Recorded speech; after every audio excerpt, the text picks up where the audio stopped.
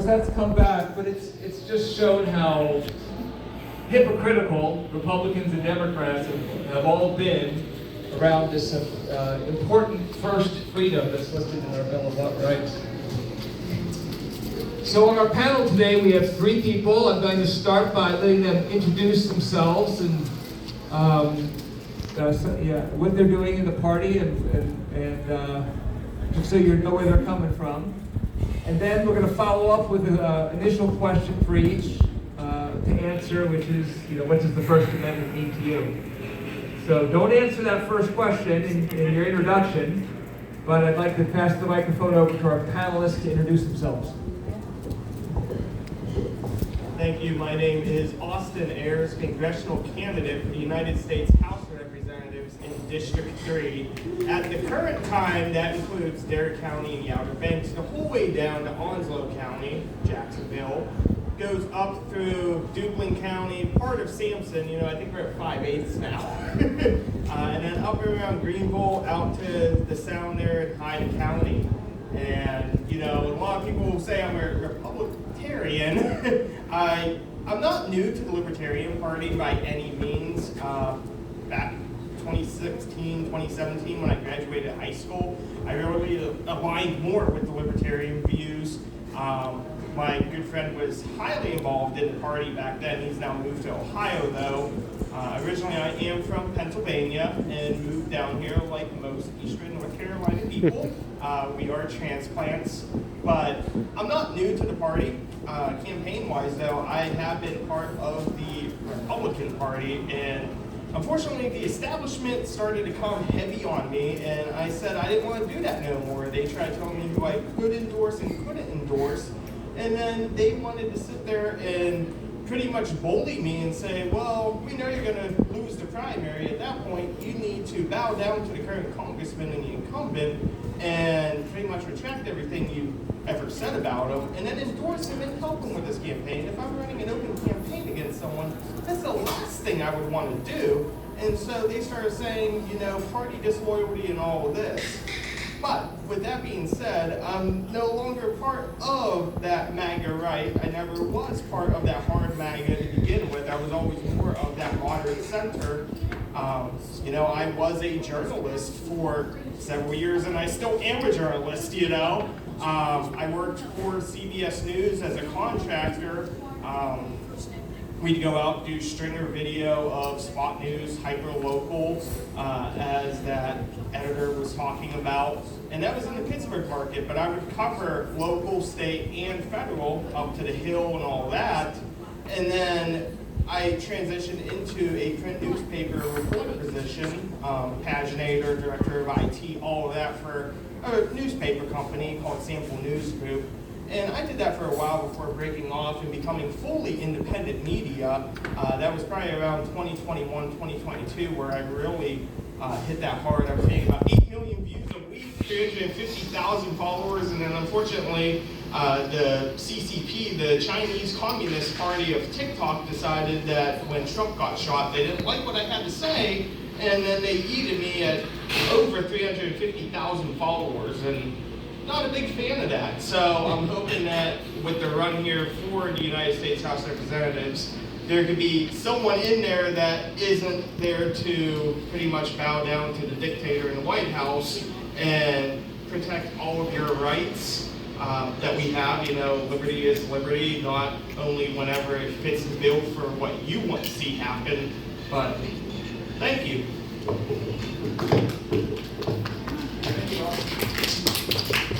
My name is Ahmad Abu Ghazala, and I'm running for the 7th District. It's really just a glorified slogan. My slogan is, and this, for full disclosure, this is my treasurer, Bob. So my slogan is, don't get mad, get mod. So my name's spelled M-A-A-D. Anyway, so that's all this is. I just want to be able to put that on a few billboards. Seriously, I actually ran for Congress in 2002, right after 9/11. I happen to be Muslim, happen to be Arab, and that was a bad time to be a Muslim and Arab, right after 9/11. And everybody said, you guys got to lay low,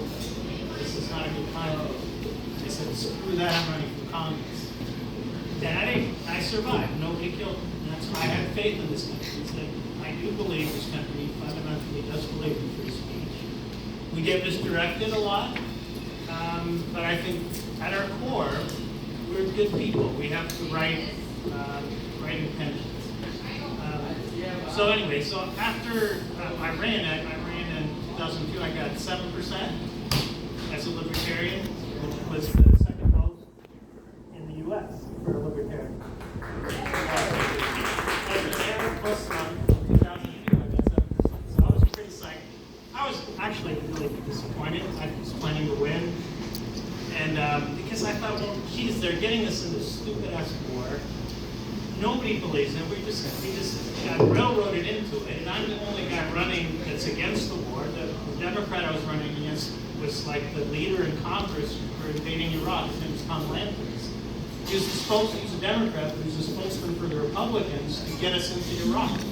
And here I was, this was in San Francisco, which is very anti-war. And I was, that's like my only issues. I was against the USA Patriot Act, obviously, and it was against the war in Iraq.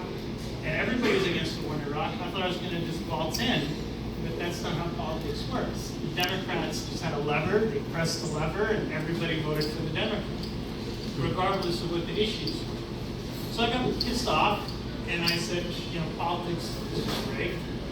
And so I just dropped out. I just lived my own life, thinking that, you know, there's nothing you can do about it. The government's just way too big. They've got the whole system rigged. So I'm just going to do my own thing and worry about my own life. And I think things have changed. I think right now there's an opportunity for people who are against the uniparty that's never existed. I've been in this country since 1979. It's never been like this, where people hate both parties. And everybody knows there's something really wrong. And I said, you know what? Let's try it again.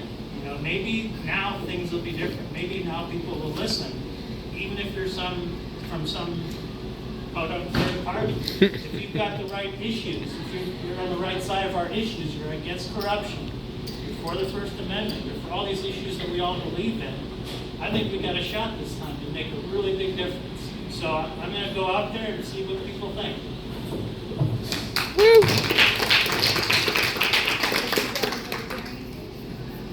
So what's up, everyone? I know they keep giving me mics, asking me to say stuff. I don't know why, but we'll figure it out eventually. But thank you to Bob, to Bryce, to Kim. Another wonderful event. This is awesome. We circled this date on the calendar. My son's been asking, when is Firefest for a long time. So I'm Rob Yates. I am the communications director for the state party, for the Libertarian Party of North Carolina. I'm also an at-large member of the executive committee for Mecklenburg County. Got a shout out to James, doing an incredible job chair in Mecklenburg. And I am currently running for mayor of Charlotte. You can go to, lpmec.org/donate. If you want to give me some money, we're putting it into yard signs, trying to help me out and defeat a sales tax raise there. But as comms director, we come across the free speech issue a lot. I give training specifically on messaging, how words can be utilized in an effective manner, something that we as Tylenol Americans perhaps are not always the best at, something to think about. But there's real opportunity. I think there's real opportunity for the party. I think we have to consider, we have the objectively best message. Liberty is best because you get to determine your own course forward, and you get to learn, you get to be accountable for your own actions. And to be losing the battle of messaging should tell us that we are not messaging effectively, that something needs to change. So I'm really here trying to push this idea that let's not keep doing the same thing and hope for a different result. Let's maybe change our tactics while staying true to our principles. Thank you to all our panelists. You see, they're all spokespeople for the party and for the First Amendment. And so let's jump right in. I'd like each of the panelists to tell me what the First Amendment means to you. Let's start with Maud. Thanks. I love that question. So let's start with the foundation of this country: life, liberty, and the pursuit of happiness. What you'll notice about it is it's talking about the individual, right? It's not talking about we're going to create a state that's very prosperous. We're going to create a state where we're going to have so many cool businesses and cool ideas that we're going to just be, such an awesome state because of that. It has nothing to do with the foundation of the country. You as a human being have intrinsic value.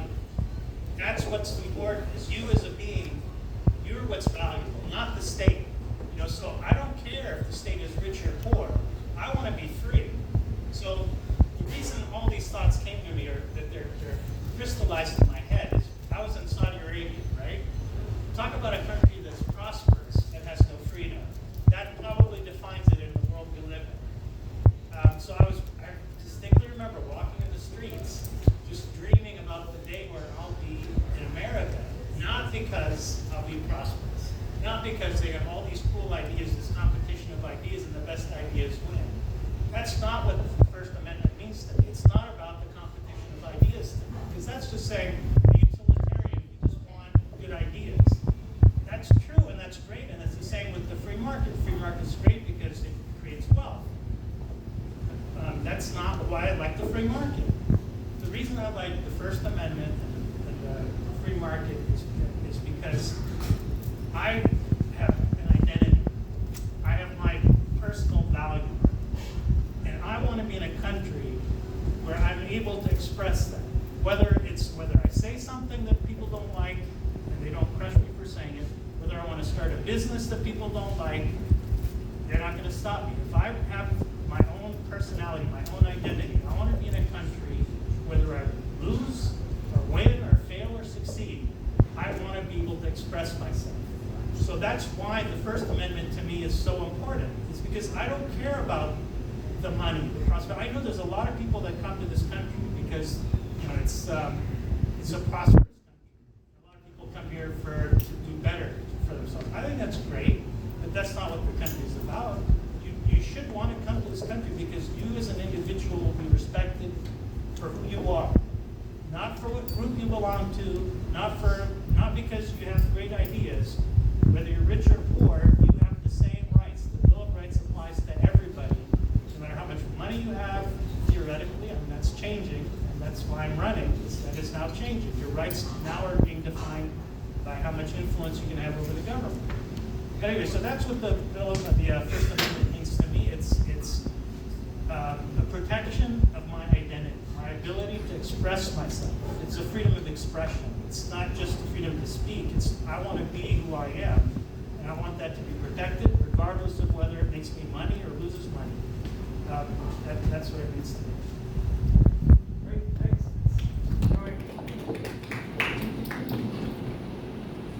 So I guess when you think about freedom of speech, let's say lowercase, freedom of speech, we all have freedom of speech all the time everywhere, and that's for everyone in this room to the worst parts of North Korea, right? They can say whatever they want, but they are not free from government action against them. And when you think about the state as simply the monopoly on violence, you see it as nothing more, nothing less than a monopoly on violence. How is that monopoly on violence wielded against people? And so, one of the two earlier speakers made a very important point that the Bill of Rights is it's not like a guarantee of things, it's a list of things in which we are protected from government retaliation. And so what the First Amendment really does, and it's the 5 pillars of it, but particularly in this case, it's the right to speech. You are protected from government retaliation for your speech. And so what that means, it's pretty simple. Like, I can go outside and I can burn an American flag, a Palestinian flag, an Israeli flag, a trans flag, and an anarchist flag. And one of y'all might punch me. The government can't do anything about it. And as long as they do that, they can't force us to adopt some certain platform. We remain free to have and express the ideas that we're having with ostensibly no fear of government retaliation. And I think what's really, really chilling is when you have the Biden administration trying to start a disinformation war, or Donald Trump tweeting that flag burning is now illegal and he's going to put you in jail for a year, because what it really comes down to is it's thought police. I lived in China for a couple of years. It's different than people think, but the thought police exist. You are not allowed to have and express thoughts that they consider counter to the interests of the state, which is at the whims of the people in power. Could this work theoretically? Maybe. I mean, that's a hypothetical philosophical conversation, but the fact is, the way human behavior is, it never would. And so, the two most important things in our Constitution are your right to speech, your right to free speech without government retaliation, and your right to bear arms to protect yourself against retaliation for that speech. And just those two things combined, you can have everything that the founders envisioned when this country was formed.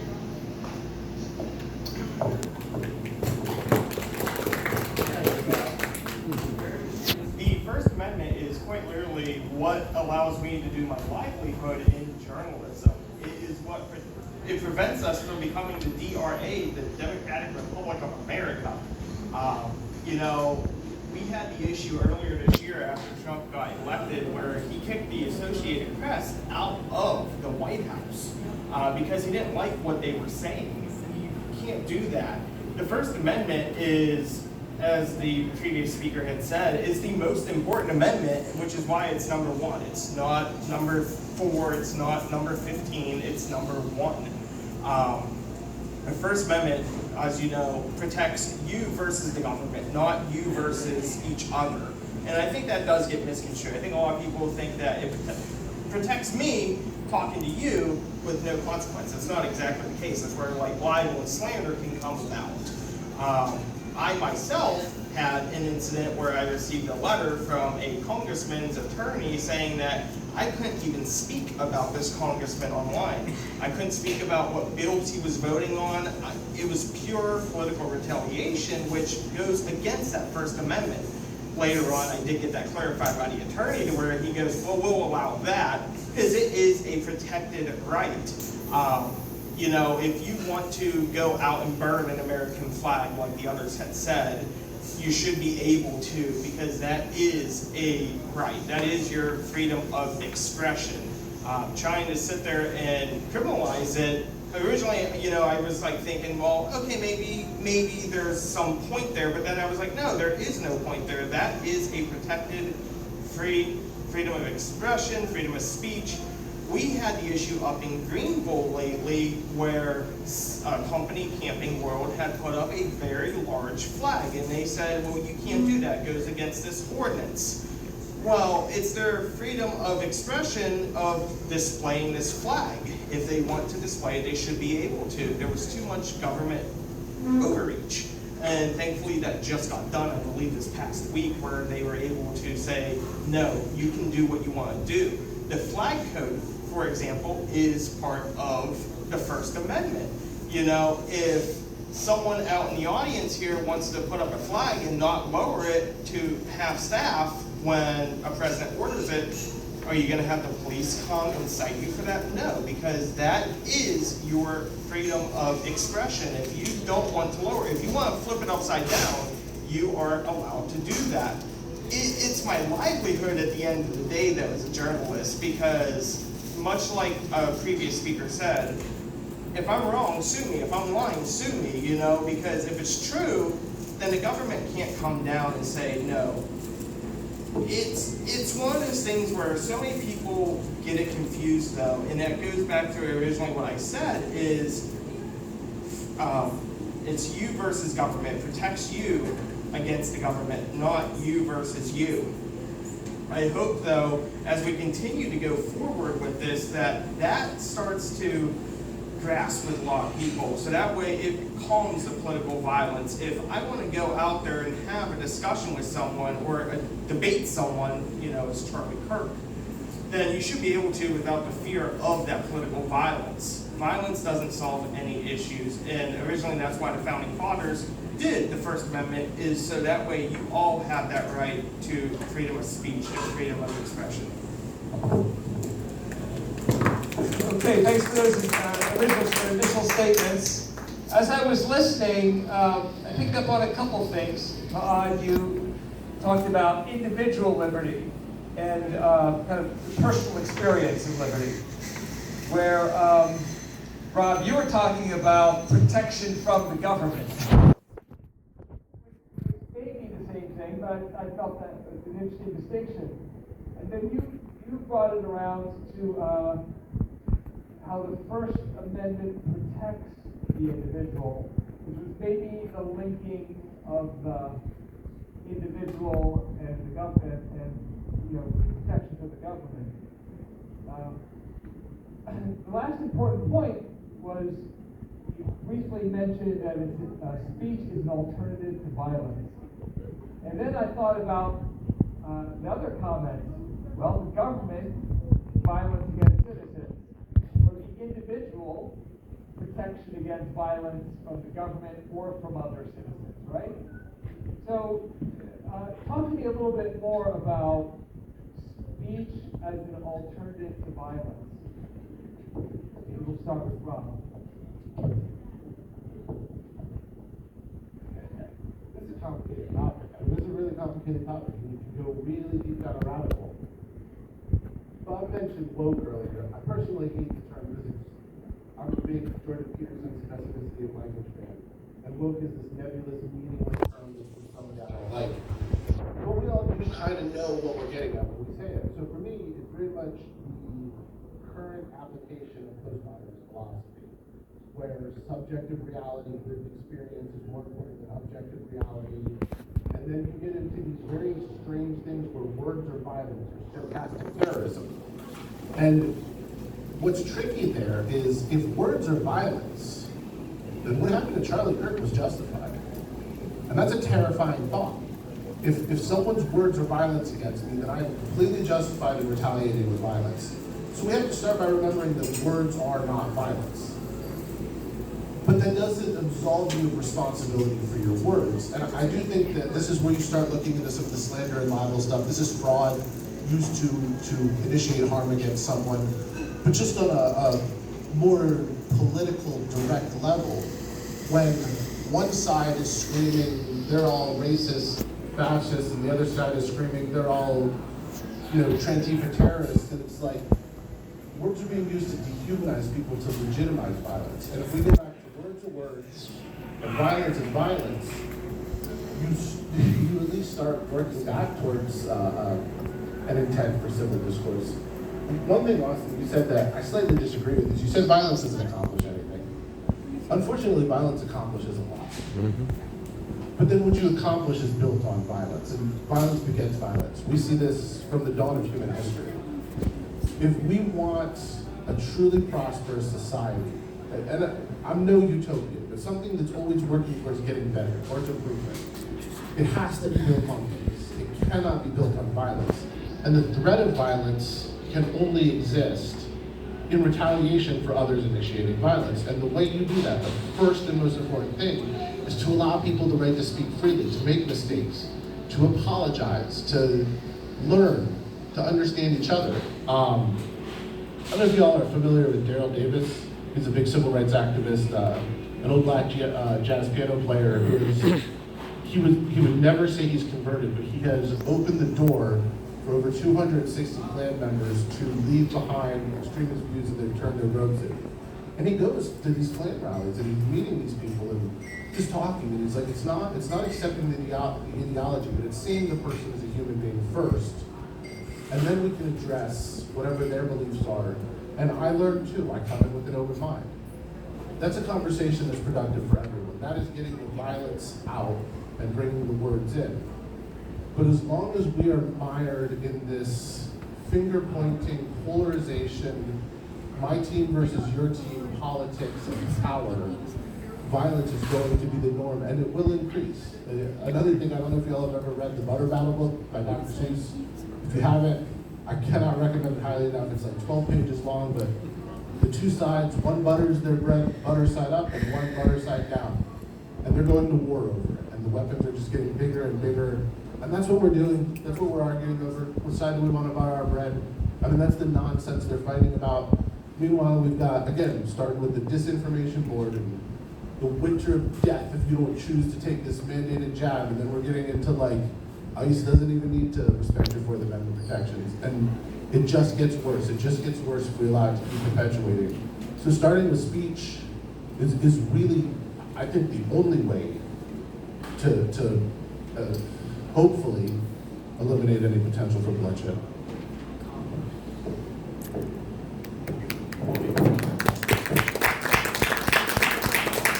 I do agree with Rob with a lot what he said, you know. And when he said, you know, violence does accomplish a lot, it does. You know, it could wipe out a whole country worth. It can absolutely. Is it the right thing to do?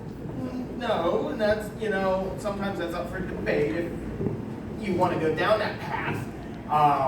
But I don't agree with the violence in any way, shape, or form. I think that if people understand that words are words and that's all they are, I think that it could lead us back into a normal civilized country instead of having to go out and fear for your life. You know, today while we were here at this event, I was sitting over there and I got a news notification that there was a shooting at a truck stop. And it seemed like it could have been a domestic dispute that turned violent against people. You know, words are words, and that's where it should really draw the line and not progress any further.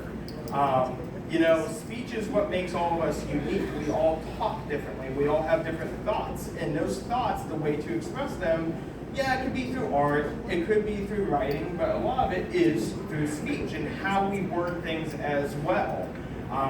You know, speech, like I said, that was also written. And how many times have you possibly sent a text to someone and it was taken the wrong way or it was taken out of context?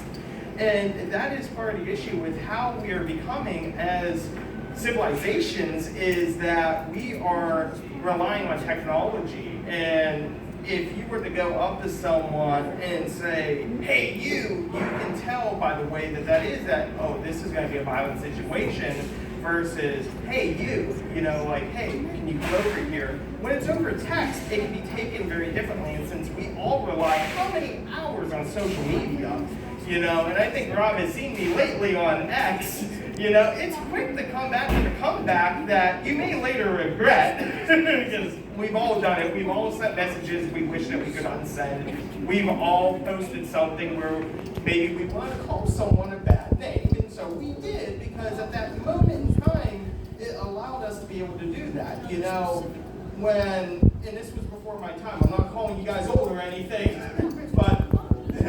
but you know, if someone said something, you would have to sit there in front of them and decide whether to make a comeback there, cower down, or wait a day or so to handle it, or unfortunately pull your fist out on the school ground play yard, you know? So we've gotten to the point with speech that we can do speech on our phones and it goes to a massive, could be millions of people in a matter of 10 minutes. So that's really where it comes down to, though, is we just have to understand that words are words, and hopefully it doesn't escalate into violence.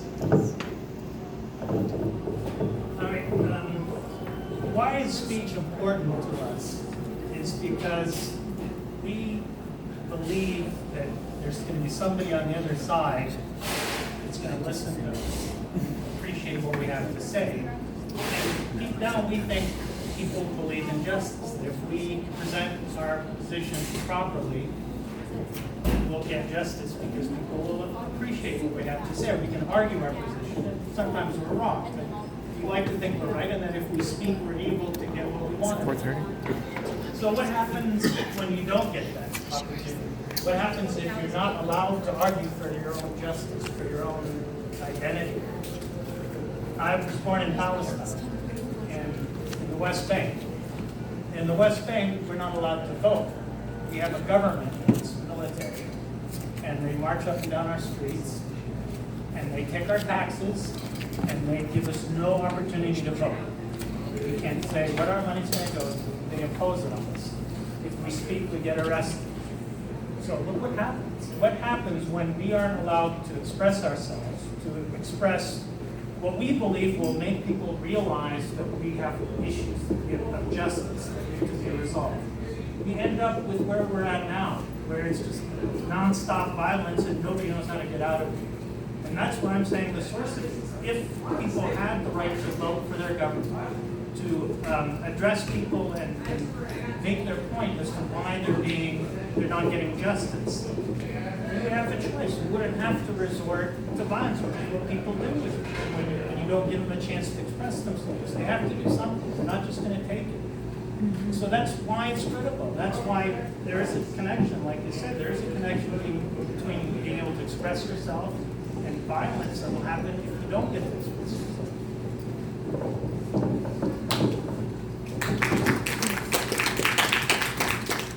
Okay, I'm gonna, I got one more follow-up question, and then may ask anyone in the audience if you have questions for the panel. But Rob, you helped point us to the fact that some people say words are violence. But what I heard you say was fundamentally you think, no, words are not violence. We can't accept that. So there's something called the harm principle,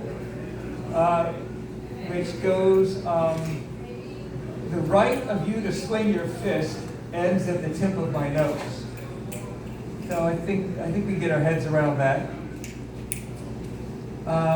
We also have something called the non-aggression principle. And kind of again, riffing off of what she started, if words are not violence, then you can talk forever without invoking the non-aggression principle, right? So, my question to the panel is, are there any limits to speech? You know, that is a good question. Is there any limits to speech? And I think that kind of breaks down into two different levels, and that is you versus another person and you versus government. Unfortunately, we're in the area of a lifetime where we're going to have government where we are in this country no matter what. And it's probably going to be that way for our lifetime. But the thing is there a limit to the government? Can you go out there and make a threat to kill a politician? Can you go out there and admit to committing a crime and it not be prosecuted? That is a good question that I would have to really sit down and think about before I answer. For you versus another, I've been slandered, I've been libeled before, and I continue to still be that way. And at the end of the day, I'm not suing someone over what they say about me. I'm not that type of person. I think that personally, you know, you versus you, I think that there shouldn't really be a limit on that. Now, if you were to go out and make a threat to kill someone, now that may be a little bit like, hey, that's a little too much, but another can say, well, I'm expressing what I want to do to someone. Is a very, very fair question. I think that it still goes back to the First Amendment. So many people, they think it's you versus you instead of you versus the government. So I think it needs to be clarified a little bit better as to what limits are. Granted, we don't like laws as libertarians. We don't like the government. So me personally, I'm the type that I'll defend myself if I need to, in whatever means necessary. If someone pulls a gun on me, well, then they're going to get that same opportunity back. You know, if someone wants to come at me with words, I'll go back with them at words. If you match that level, then it's fairness, you know, and we say about the violence as well. Well, if someone pulls a gun on someone or a knife on someone, well, then that's just fair game. You're doing self-defense in that matter. No, I don't think there should be a limit. And we're talking about the government deciding, because somebody's going to have to decide what is hate speech, what is whatever criteria you're going to use to limit speech. Somebody in the government is going to decide what falls under that category. And I'll give you an example. There's a new law a bill that's being circulated that's called the Stop Hate Bill. And that's going to require Meta and all the other social media companies to allow the government to mediate conversations on social media. And they're going to be able to decide, well, that person's a terrorist. The only way around them deciding what falls into acceptable restriction of free speech or not is, the only way around it is you can't do anything. There's nothing that I would want the government to stop me from saying. Now granted, if I threaten somebody, I say, oh, I'm going to kill that person, I think that does give the FBI or whoever the right to say, well, you know, maybe we should monitor that person, maybe we should wiretap that person, go to a judge, get a wiretap or something. But aside from that, I don't want them deciding who's a terrorist and who's not a terrorist. I mean, right now, believe it or not, they think there's 37 states in America, including North Carolina, that has made it illegal for a person, an individual, to boycott Israel.